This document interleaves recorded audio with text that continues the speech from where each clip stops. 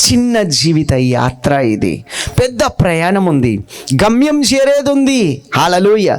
చిన్న ప్రయాణానికి ఒక గమ్యం ఉంటుంది కదా. ఇంటి దగ్గర మీటింగ్ పోతున్నాం, ఎవరో మాజీ నక్సలైట్ అంట, మారిన నక్సలైట్ అంట, నిన్న మొన్న వాక్యం చెప్పిండంటే ఏమో ఎర్రజెండ పాటలు కూడా వాడుతుండట, ఏమో వినొద్దామని వచ్చారు. మళ్ళీ అయిపోగానే ఎక్కడ పోతారు?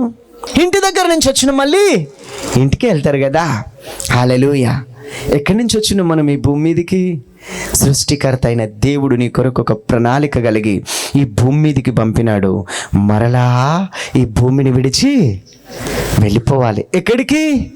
తండ్రి దగ్గర నుంచి వచ్చినాం, తండ్రిని కలుసుకోవాలి.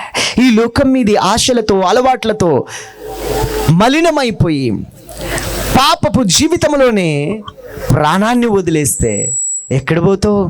తండ్రికి దూరం అయిపోతావు. తండ్రికి దూరం అయిపోతావు.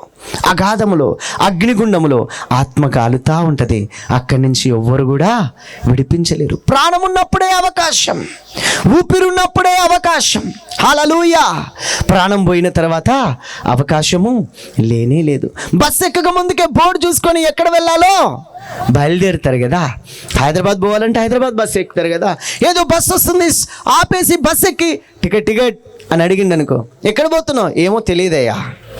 పిచ్చోడు అంటారు కదా. బస్సు ఎక్కిన తర్వాత ఎక్కడ పోతున్నావు? పిచ్చు అని. హైదరాబాద్ వెళ్ళాలంటే విజయవాడ బస్సు ఎక్కరు కదా. హల్లెలూయా. చిన్న ప్రయాణానికి కూడా గమ్యం ఉంటుంది కదా. మరి నీ ఆత్మ చేరుకోవాల్సిన ఒక స్థలం ఉన్నది. హల్లెలూయా. నువ్వు వెళ్ళాల్సిన ఒక గురి, ఒక గమ్యం ఉన్నది. పుట్టించిన దేవుడు ఒకరున్నారా? విశ్వం పట్టజాలని సర్వశక్తుడు ఆయన. చేతులు జాచి పిలుస్తున్నాడు ఆయన. కన్న ప్రేమ బలవంతానికి మహిమను విడిచి మనుషుని పోలికగా ఈ భూమి మీదకి దిగి వచ్చినాడు ఆయన. ఆయన చేతులు జాచి పిలుస్తున్నాడు. ఆయనను కలుసుకునేది ఉంది కదా ఈ జీవితంలో. హల్లెలూయా. హల్లెలూయా. గడ్డి పువ్వు లాంటిది ఓరన్న ఇలలోన నీ జీవితం, ఆవిరి వంటిదేగా అందం, ఆవిరి వంటిదేగా అందము కాదుగా శాశ్వతము. ఎన్నాళ్ళు బ్రతికినా ఏమి సాధించిన ఒకరోజు వెళ్ళాలిగా.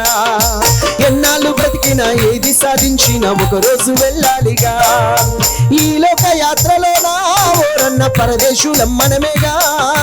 ఏ క్షణమో ఒక రోజున ఓరన్న ఈ దేహం విడవాలిగా. బ్రతికినంత కాలం బంధాలు ఉంటవి, చావుకు బంధమేది.